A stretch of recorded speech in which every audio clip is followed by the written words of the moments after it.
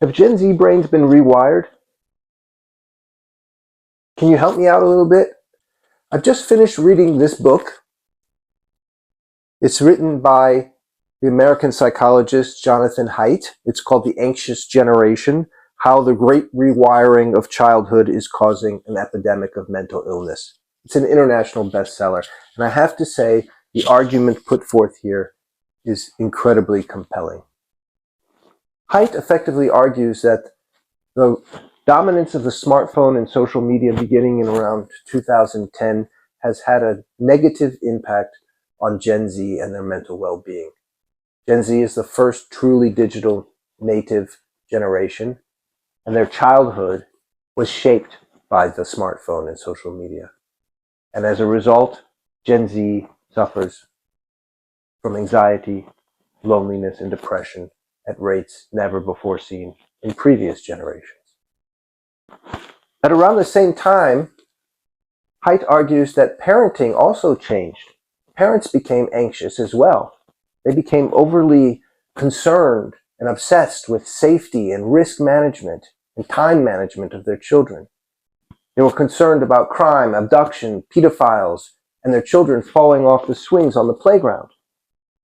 So instead of allowing their children to roam freely in the streets with their friends, getting in and out of trouble, learning with one another, socializing as equals, parents became managers of their children and structured their time and their day-to-day existence and tried to manage their risk that they sensed around them. When children did have free time, it was to the smartphone and social media that they would turn. Haidt calls this a shift from a play-based childhood to a phone-based childhood. And he thinks this is at the root of a lot of young people's problems today. Again, I found his argument very compelling. It's supported by a lot of data, a lot of studies, a lot of hard, good research. But I'm an anthropologist. I'm not a psychologist. And as an anthropologist, I approach this problem from a slightly different perspective. I approach it from a much broader perspective, a more societal-wide perspective. Smartphones are certainly part of the problem, but I think it's only a contributing part to something much bigger. It's not smartphones alone or social media alone that are making so many young people unwell today. For me, the broader problem has to do with a much wider shift, a longer shift that I think began in the early 1980s with the rise of neoliberalism. And it's a shift that I see that takes us away from more communal, cooperative senses of belonging to much more individuated ones. We are becoming and being made into and coming to think about ourselves not as connected human beings, but as unique individuals. And so many forces that are sort of pushing humans towards a more individuated life experience, to a more individuated sense of subjectivity. The smartphone is one, social media is another. AI and algorithms are others. Free market economics. That is what I think is perhaps at the root of so many people's unwellness today.